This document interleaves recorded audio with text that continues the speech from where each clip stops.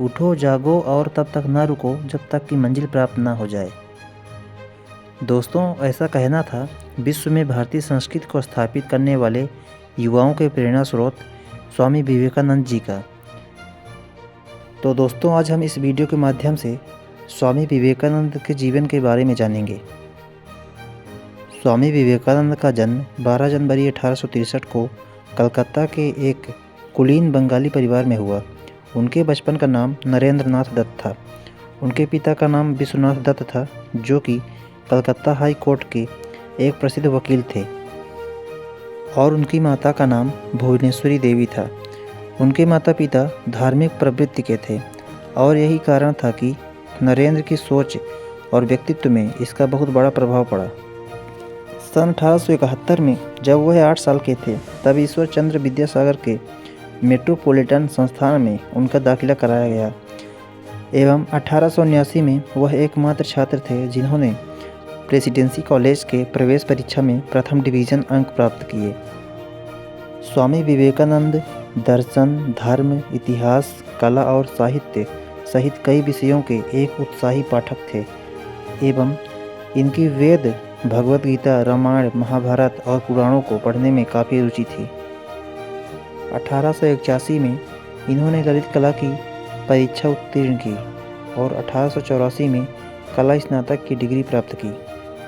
नवंबर 1881 में उनकी मुलाकात रामकृष्ण परमहंस से हुई और उनकी धार्मिक प्रवृत्ति ने स्वामी विवेकानंद को काफ़ी प्रभावित किया और यहीं से विवेकानंद ने रामकृष्ण परमहंस को अपना गुरु मान लिए थे। रामकृष्ण परमहंस के सुझाव से नरेंद्र नाथ यानी कि विवेकानंद ने आध्यात्मिक कार्य में लग गए, लेकिन कुछ वर्षों के बाद 1885 में रामकृष्ण को कैंसर की बीमारी होने के कारण 16 अगस्त 1886 को उनकी मृत्यु हो गई। और फिर उनकी मृत्यु के बाद नरेंद्र नाथ ने रामकृष्ण परमहंस की तरह जीवन बिताने की प्रतिज्ञा ली और यहीं से उनका नाम नरेंद्र नाथ दत्त से स्वामी विवेकानंद पड़ा।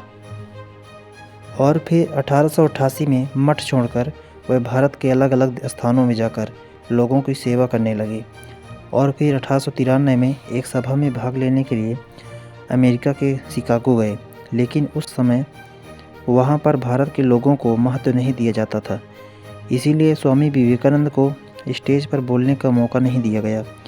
लेकिन एक अमेरिकन प्रोफेसर के काफ़ी प्रयासों के बाद उन्हें स्टेज पर बोलने का मौका मिला और जब स्वामी जी ने अपनी स्पीच शुरू की तो वहाँ पर बैठे हुए सभी लोग उनसे काफ़ी प्रभावित हुए और खड़े होकर तालियां बजाने लगे।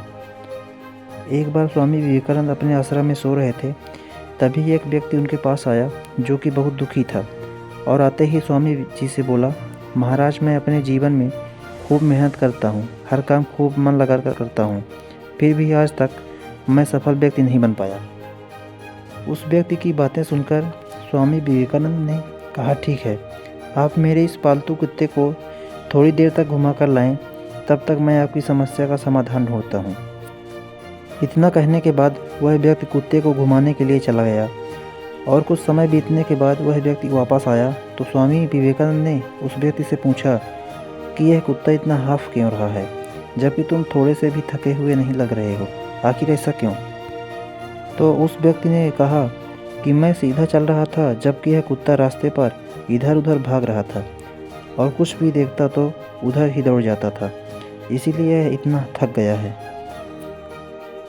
इस पर स्वामी जी ने मुस्कुराते हुए कहा, बस यही तुम्हारे प्रश्नों का जवाब है। तुम्हारी मंजिल तो तुम्हारे सामने ही होती है, लेकिन तुम अपनी मंजिल की बजाय इधर उधर भागते हो, जिससे तुम अपने जीवन में कभी सफल नहीं हो पाए। यह सुनकर उस व्यक्ति को यह समझ में आ गया कि यदि सफल होना है तो हमें अपनी मंजिल पर ध्यान देना चाहिए। स्वामी विवेकानंद की इस कहानी से हमें यह शिक्षा मिलती है कि हमें जो करना है, जो कुछ भी बनना है, हम उस पर ध्यान नहीं देते और दूसरों को देखकर वैसा ही हम करने लगते हैं, जिसके कारण ही हम अपनी सफलता के पास होते हुए भी दूर भटक जाते हैं। इसीलिए यदि जीवन में सफल होना है तो हमेशा हमें अपने लक्ष्य पर ध्यान केंद्रित करना चाहिए। दोस्तों, स्वामी विवेकानंद ने भारतीय संस्कृति को बढ़ाने के लिए भारत सहित कई देशों में उन्होंने प्रचार प्रसार किया। हालांकि 1894 में उनकी सेहत खराब होने लगी, जिससे कि उन्होंने अपनी यात्राएं बंद कर दी और इसी तरह देश की सेवा और लोगों को अच्छे विचार सिखाते हुए 4 जुलाई 1902 को पश्चिम बंगाल में स्थित बेलूर मठ में उन्होंने महासमाधि ले ली। स्वामी विवेकानंद का जीवन परिचय बताता है कि 39 वर्ष के छोटे से जीवन काल में स्वामी विवेकानंद जो काम कर गए, वे आने वाली अनेक शताब्दियों तक पीढ़ियों का मार्गदर्शन करते रहेंगे। ऐसी ही मोटिवेशनल वीडियो देखने के लिए हमारे चैनल को सब्सक्राइब करें और इन सभी स्टोरीज़ को दूसरों तक पहुंचाने के लिए शेयर करें।